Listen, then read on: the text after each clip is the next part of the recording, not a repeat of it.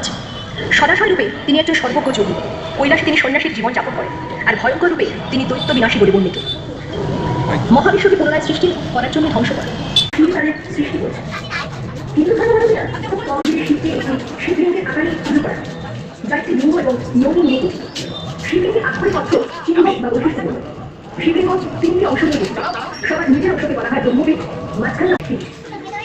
একটি সাধারণ তথ্য হল শিব আদি অন্তহীন সত্তার প্রতীক এবং শিব আদি অনন্তহীন স্তম্ভেরও অনুবিশেষ।